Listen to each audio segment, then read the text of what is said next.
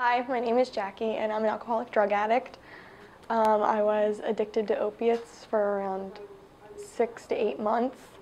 I would use daily every day. I would use between either 6 to 12 Roxicet or 3 to 4 Oxycontin. And then it went to heroin, which was about 2 bundles a day, which is 20 bags.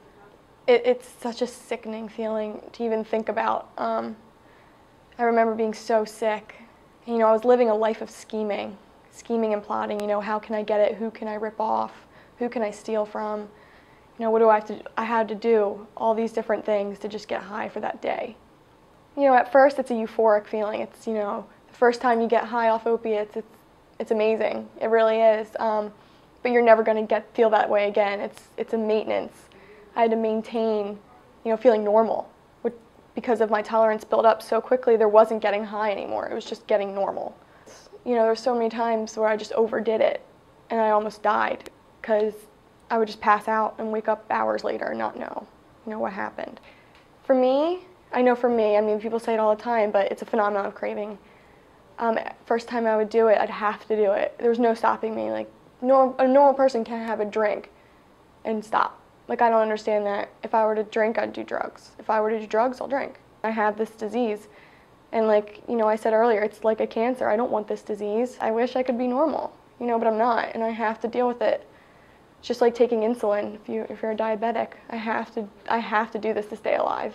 You know, I pray and I try to ask for guidance or something to get me through this. And, you know, really reflecting on if I were to relapse, how it's just going to be 10 times worse than it was before. When I was still out using, my dad had cancer. He got cancer and needed rides to chemotherapy.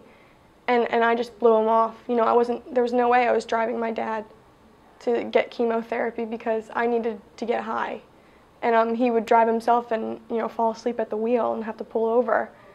And that is like my most shameful act. You know, I love my dad with all my heart. You know, he's my favorite person in the world.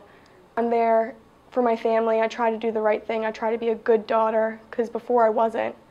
And I try to do everything in my power to show them that, you know, I'm here. I'm not using, I'm sober, and I'm here to stay. And I'm not going to hurt you like I did before. And it's hard. They have to trust that.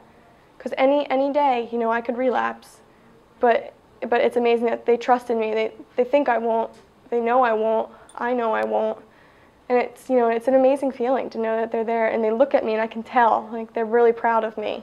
It's good for me to look back and reflect on how sick I was. And that's what I do. I do that often. You know, I'll go and I'll speak somewhere and then I'll leave and I'll be so happy because it reminds me of, you know, that was me. Even though I'm a totally different person a year and a half later, you know, I can still go back and I can still be that if I relapse. I'm never not gonna have cravings. You know, I love drugs, I love alcohol. I'm never not gonna want them. But the part that I really try to work on is praying. You know, you have to pray, you have to get a higher power, because that's gonna get you through, to realize that something greater than yourself is, you know, made this world and is putting you through what they're putting you through to get you out on the other side to be the person you're meant to be.